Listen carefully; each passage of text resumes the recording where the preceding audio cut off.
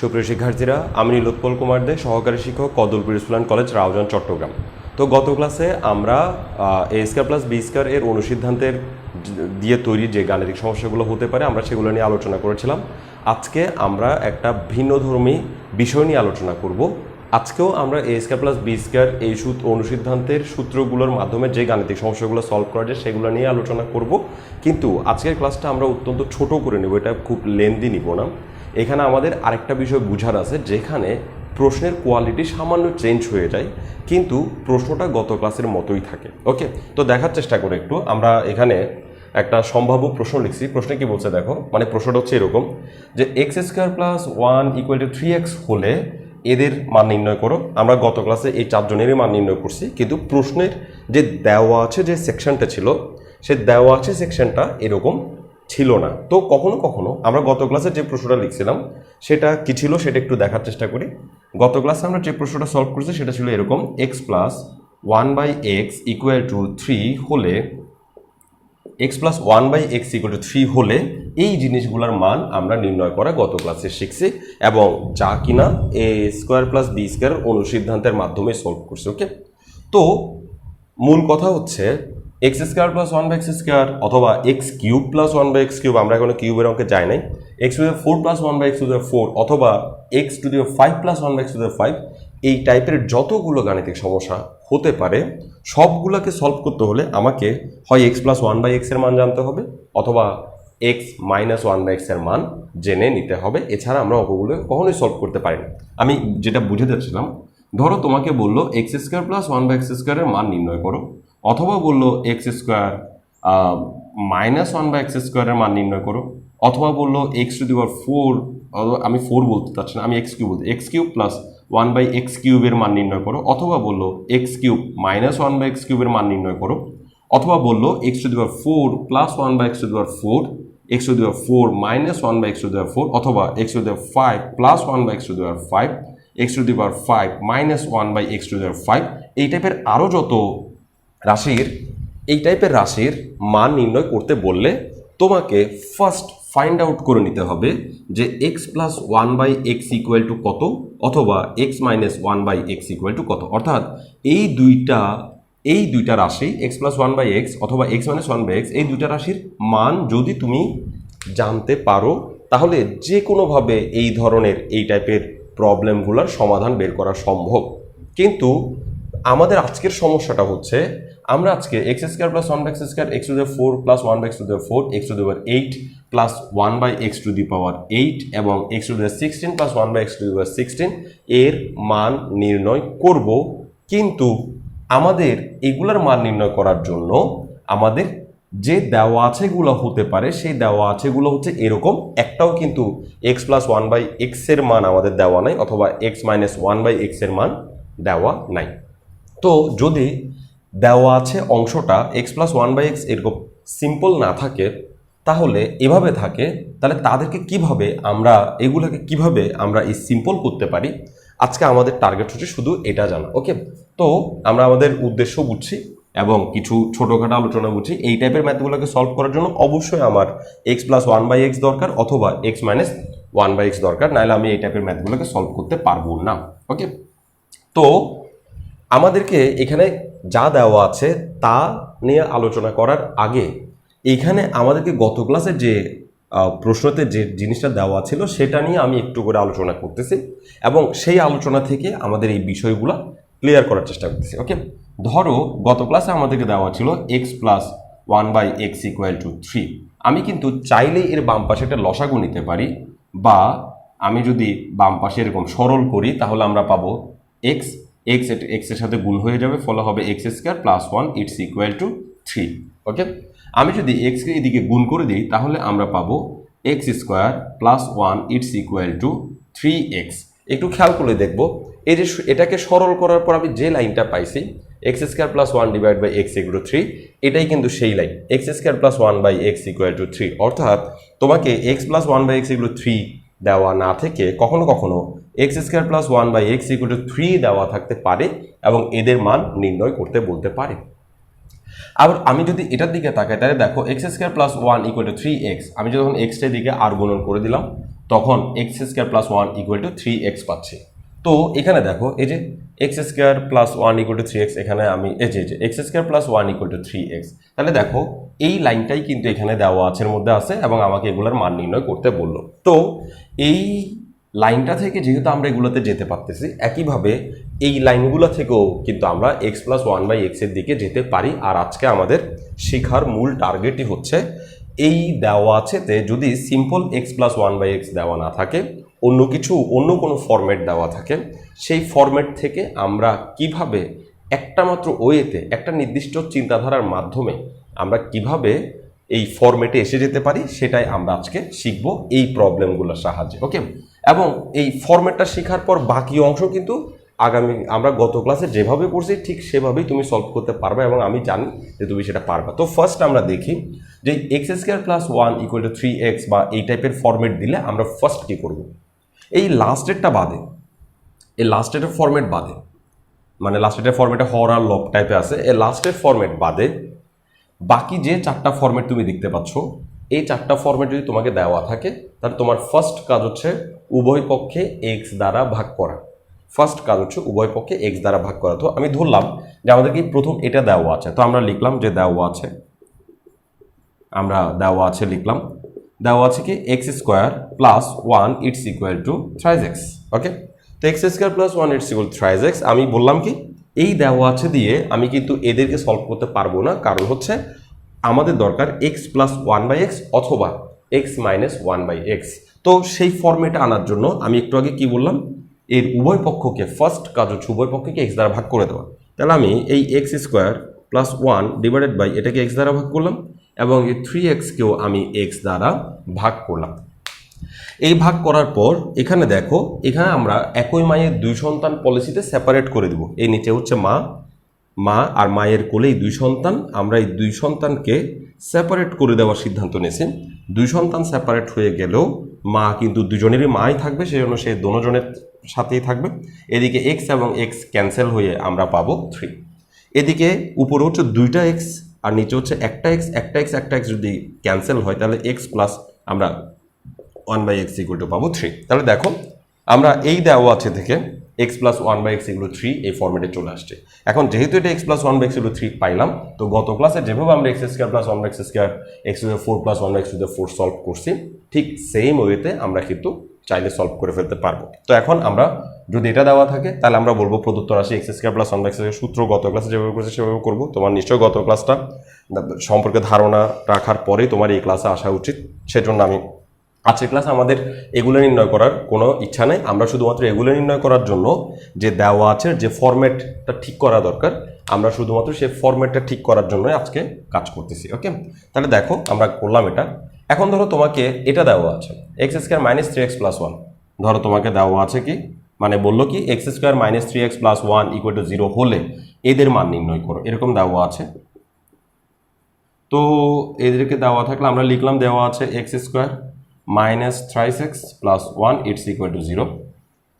আমি আবার বললাম যে এখানে যেহেতু এটা একটা সরল সমীকরণ আছে, মানে এক লাইনে আছে, হর আর লব নাই, এরকম হর লব নাই, তুমি এটা উভয় পক্ষকে এক্স দ্বারা ভাগ করে দিবা। তাহলে আমি যদি বাম পাশে এক্স দ্বারা ভাগ করে দিই তাহলে আমরা পাবো x square minus 3x plus 1 it's equal to 0 divided by x, উভয় পক্ষকে এক্স দ্বারা ভাগ করলাম।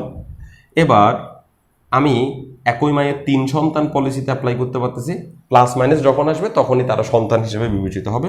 X square by x minus 3x by x plus 1/x, এখানে একই মায়ের 3 সন্তান মানে হচ্ছে 3 পদের জন্য একটাই হর আর কি, সেই হর আলাদা করে দিলাম, ইকুয়াল টু এক্স দিয়ে 0কে ভাগ করলে আমরা পেলাম 0। এক্স এবং এক্স স্কোয়ার যদি ক্যান্সেল হয় তাহলে আমরা পাবো শুধু এক্স ক্যান্সেল হলে আমরা পাবো 3 এবং এটা হচ্ছে 1/x। তো এক্স এবং 1/xকে আমরা বাম পাশে রেখে দিলাম, 3কে পক্ষান্তর করে নিলাম, তাহলে এক্স এবং 1/xকে বাম পাশে রেখে দিলে তারা তাদের চিহ্ন সমেত বসে থাকবে। 3 এ পাশ থেকে ওই পাশে চলে গেলে তার চিহ্ন হয়ে যাবে প্লাস, অর্থাৎ আমরা আবার পেয়ে গেলাম এক্স প্লাস 1/x এগুলো 3। কীভাবে পাইলাম, যে দেওয়া আছে সেটাকে উভয় পক্ষে এক্স দ্বারা ভাগ করে, শুধুমাত্র এক্স দ্বারা ভাগ করছে। এবার ধরো তোমাকে এটা দিল x square minus 3x equal to -1, ধরো দেওয়া আছে, আমি দেওয়া আছে শব্দটা লিখতেছি না, x square minus 3x equal to -1, তো বোঝাই যাচ্ছে উভয় পক্ষকে আবার এক্স দ্বারা ভাগ করব। তাহলে উভয় পক্ষকে যদি আমি এক্স দ্বারা ভাগ করি তাহলে এদিকে পাবো x square minus thrice x divide by x equal to -1 divide by x. এদিকে একই মায়ের দুই সন্তান দেখা আছে, তারা সেপারেট করবো তাদেরকে, এক্স স্কোয়ার বাই এক্স একটা লিখবো, 3x ডিভাইড বাই এক্স একটা লিখবো ইকুয়াল টু -1 বাই এক্স লিখতেই পারি। এদিকে আমরা দেখতে পাচ্ছি এক্স এবং এক্স ক্যান্সেল হলে শুধু এক্স, মাইনাস এক্স এবং এক্স ক্যান্সেল হলে শুধু 3, এবং এখানে -1 বাই এক্স। আমি -1 বাই এক্সকে এদিকে পক্ষান্তর করবো, 3কে ওইদিকে পক্ষান্তর করবো, তাহলে -1 বাই এক্সকে বাম পাশে নিয়ে আসলে আমরা পাবো এক্স প্লাস 1 বাই এক্স, -3কে ডান পাশে নিয়ে গেলে আমরা পাবো +3। আবার আমরা দেখতে পাইলাম সেই ফর্মেটটা চলে আসে যেই ফর্মেট দ্বারা ওদেরকে সলভ করা যায়। অর্থাৎ তুমি এইটুকু বাড়তি কাজ করার পর গত ক্লাসে ঠিক যেভাবে এক্স প্লাস 1 বাই এক্স 3 হলে এদেরকে প্রমাণ করতে বলছিল, মান নির্ণয় করতে বলছিল, ঠিক সেম ওয়েতে তুমি করার চেষ্টা করবা। ওকে, এবং আমি বলছিলাম যে সেটা সহজ। ওকে, 4 নাম্বারটা যদি বলছে 3x স্কোয়ার মানে x square equal to 3x - 1, তো সেটা যদি দেওয়া থাকে তাহলে তুমি এভাবে করবা। কি বললো, x square equal to 3x - 1, আবার তুমি উভয়পক্ষকে এক্স দ্বারা ভাগ করবা, তাহলে এক্স স্কোয়ারকে এক্স দ্বারা ভাগ করলাম, এদিকে 3x - 1কেও এক্স দ্বারা ভাগ করলাম, এক্স এক্স কাটা গেলে এক্স, আর এদিকে 3x divided by x -1 by x, এদিকে এক্স আমি 1 বাই এক্সে পক্ষান্তর করে দেবো, ফলে পাবো 1 বাই এক্স প্লাস হয়ে যাবে, আর দিকে এক্স এক্স কাটা গিয়ে আর শুধুমাত্র 3 থাকবে। অর্থাৎ আমরা আবার সেই ফরম্যাটটা পেয়ে গেলাম যেটা হচ্ছে x plus 1 by x equal to 3। এবং বাকি কাজ তুমি গত ক্লাসে যেভাবে সলভ করছিলে সেইভাবে শুরু করবা এবং তোমার ম্যাথ মিলে যাবে। ফাইনাল লাস্ট এটা এখানে x square plus 1 divide by x, এই লাইনটার প্রবলেম হচ্ছে এটার উভয় পক্ষকে ইতিমধ্যেই এক্স দ্বারা ভাগ করা হয়ে গেছে। তো সেজন্য যদি এটা দেওয়া থাকে তাহলে তুমি কি করবো, আমি লিখলাম যে দেওয়া আছে, কি লিখলাম, x square plus 1 divided by হচ্ছে এক্স ইকুয়াল টু হচ্ছে 3। আমি এটাকে যেহেতু দেখতে পাচ্ছি এটা একই মায়ের দুই সন্তান পলিসিতে আলাদা হতে পারে, তাহলে x square divide by x plus 1 divided by x equal to 3, x এবং এক্স ক্যান্সেল হলে আমরা পাবো x plus 1 by x equal to 3, এবং আমরা আবার সেই ফরম্যাট পেয়ে গেলাম যে ফরম্যাট জানলে আমরা এদের সবার মান জানতে পারবো, সেই ফরম্যাটে চলে আসছি। তাহলে আমার আজকের দেখানোর বিষয় ছিল শুধুমাত্র যে দেওয়া আছে ফরম্যাটগুলো যদি ভিন্ন থাকে তাহলে আমরা কিভাবে সেটাকে সলভ করতে পারবো।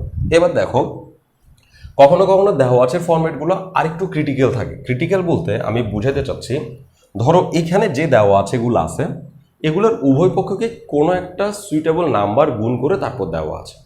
ধরো এখানে আমি উভয় পক্ষে যদি 2 গুণ করে দিই তাহলে এই দেওয়া আছেটা হয়ে যাবে এরকম যে এখানে লিখি, এই দেওয়া আছেটা হয়ে যাবে 2x square plus 2 equal to 6x।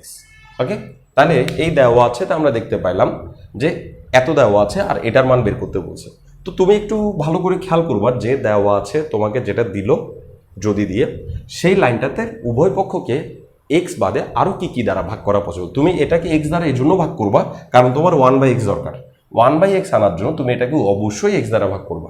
কিন্তু এখানে দেখা যাবে তুমি যদি উভয় পক্ষকে এক্স দ্বারা ভাগ করো তাহলে 1 বাই এক্স আসবে না, আরেকজন ঝামেলা করবে, যে ঝামেলা করবে সেটা দিয়েও তুমি ভাগ করে দিবা, অথবা যে ঝামেলা করবে সেটা দিয়ে তুমি গুণ করে দিবা, তাহলে তোমার অঙ্কটা আবার আগের ফরম্যাটে চলে আসবে। তো আমি যেহেতু এখানে তোমাদের চোখের সামনে এখানে আমি উভয় পক্ষকে 2 দ্বারা গুণ করে তারপর এটাকে জেনারেট করছি, তো তোমরা বুঝতেই পারতেছো এটার উভয় পক্ষকে 2 দ্বারা ভাগ করে দিলেই আমাদের প্রবলেমটা সলভ হয়ে যাওয়ার কথা। অথবা তুমি আরেকটা কাজ করতে পারো, যে এতে আমি বলবো যে তুমি আরেকটা কাজ করিও না, তুমি 2 দিয়ে ভাগ করে দাও, তুমি উভয় পক্ষকে সুইটেবল সংখ্যা দিয়ে ভাগ করে দাও। তাহলে প্রথমে আমি এটাকে এক্স দ্বারা ভাগ করলাম, এক্স দ্বারা ভাগ করলে আমরা পাবো 2x square plus 2 it's equal to 6x divide by x, একই মায়ের দুই সন্তান, তাহলে x square by x plus হচ্ছে 2 divided by x equal to x x cancel তো 6, এখানে এক্স এক্স ক্যান্সেল তো আমরা পাবো, আমি একটু এগুলো ইরেজ করে দিই, একটু ক্লিয়ার করে। হ্যাঁ, এবার তাহলে এক্স এক্স ক্যান্সেল আমরা পাবো 2x plus 2 divided by x equal to 6। এখন তুমি একটু খেয়াল করবা, তোমার এই ধরনের রাশিগুলোর জন্য মান দরকার এক্স প্লাস 1 বাই এক্স টাইপের রাশি, কিন্তু এখানে 2x প্লাস 2 বাই এক্স টাইপের রাশি চলে আসছে। তো এটাও 2 এটাও 2, এদিকে আবার এটাকেও 2 দ্বারা ভাগ করা যায়, তো তুমি উভয় পক্ষকে 2 দ্বারা ভাগ করে দিবা। ওকে যদি তুমি 2 দ্বারা ভাগ করো তাহলে তুমি পাবা এক্স, আর ওকে যদি তুমি 2 দ্বারা ভাগ করো তাহলে তুমি পাবা এখানে 1 বাই এক্স, আর ওকে যদি তুমি 2 দ্বারা ভাগ করো তাহলে তুমি পাবা 3। 2 দ্বারা ভাগ করা ছাড়াও আরেকটা জনপ্রিয় পদ্ধতি আছে যেটা সবাই পছন্দ করে, সেটা হচ্ছে এই দুজন থেকে আমরা 2 কমন নিয়ে নিতে পারি, ওর থেকে 2 কমন নিলে আমরা পাবো এক্স, ওর কাছ থেকে 2 কমন নিলে আমরা পাবো 1 বাই এক্স, এবং ওকে 6 যেভাবে সেভাবে লিখে দিলাম। এবার উভয় পক্ষকে 2 দ্বারা ভাগও করতে পারি, আবার এই 2টা যেহেতু এখানে গুণ সম্পর্ক আছে তাকে আমরা ভাগ সম্পর্কে নিয়ে যেতে পারি, অর্থাৎ আমরা লিখতে পারি x + 1/x = 6/2। এই 2 দিয়ে 6কে ভাগ করলে আমরা আবার সেই আগের ফরম্যাটটাতে ফেরত যেতে পারতেছি, যেটা হচ্ছে x + 1/x = 3।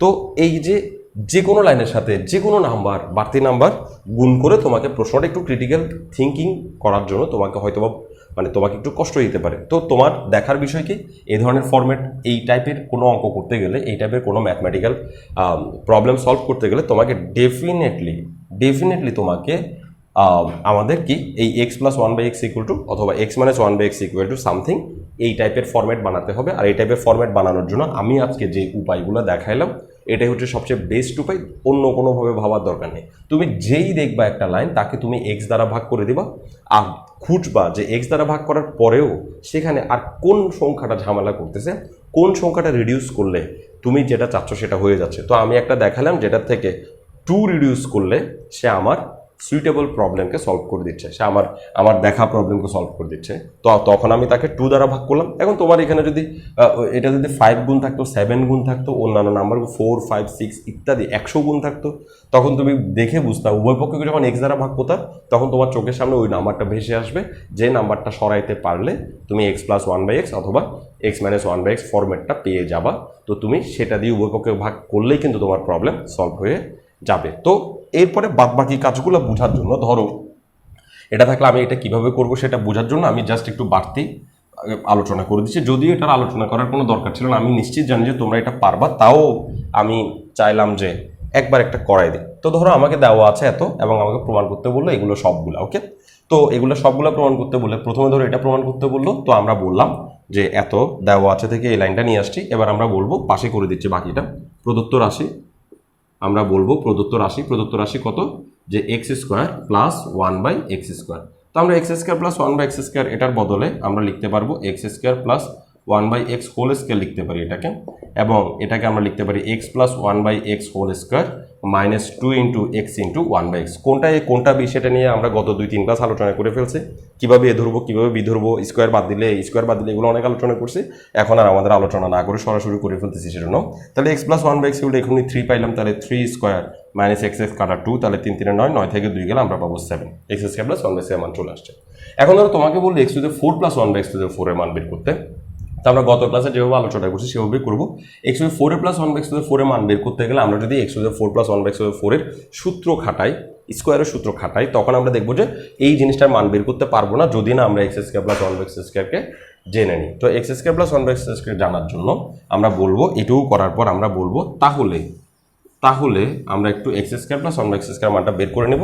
বের করার পর আমরা বলবো যে প্রদত্ত রাশি, যেটার আনসার বের করতে বলবো সেটাই প্রদত্ত রাশি। তাহলে আমরা বলবো প্রদত্ত রাশি হচ্ছে x⁴ + 1/x⁴, এবং এটা ইকুয়াল টু আমরা লিখতে পারি x² + 1/x²²। এবার এটাকে সূত্র করে দিব a + b whole square - 2 × a × b। এবার আমরা x² + 1/x² মানে একটু আগে 7 পাইছি, তো আমরা এখানে 7² লিখলাম, -2 × x কাটা 2 একে 2, তাহলে আমরা 7² মানে হচ্ছে 49, 49 থেকে 2 চলে গেলে আমরা পাবো 47। ব্যাস, আমাদের আনসার চলে আসলো। এবার আমাদেরকে যদি এটা করতে বলে তাহলে ঠিক সেম ওয়েতে তুমি এগিয়ে যাবা, যেটা আমি গত ক্লাসে দেখাইছি। আজকাল টাইম ওয়েস্ট করতে চাচ্ছি না। তো যদি তোমাদের গত ক্লাসে আমি আসলে এটা করাই না, কারণ গত ক্লাসটা অনেক লম্বা হয়ে গেছিলো, সেখানে আমরা অনেক কিছু শিখাই ফেলছি, একদিন এর চেয়ে বেশি শেখা উচিত ছিল না। যে কারণে আজকে আমি এই দেওয়া আছের ফরম্যাটটা ভিন্ন হলে আমরা কি করতে পারি সেটা নিয়ে আলোচনা করছি। একটু খেয়াল করবো, এই দেওয়া আছের ফরম্যাটটা যদি ভিন্ন হয়, আমরা যখন কিউবের অধ্যায়টাতে যাব, ঘনের অধ্যায়টাতে যাব, যেখানে ঘনের সূত্র, ঘনের অনুসিদ্ধান্তগুলো আছে, সেগুলো নিয়ে যখন আলোচনা করব, আজকের এই আলোচনাটা কিন্তু সেখানেও প্রযোজ্য। অর্থাৎ দেওয়া আছের ফরম্যাট যদি ভিন্ন রকম হয় আর আমাকে যদি x³ + 1/x³ বের করতে বলে, তাহলে কিন্তু আমাকে দেওয়া আছেকে এভাবে ফরম্যাটেড করতে হবে, আজকে যেভাবে শিখছি সেভাবে ফরম্যাটেড করতে হবে।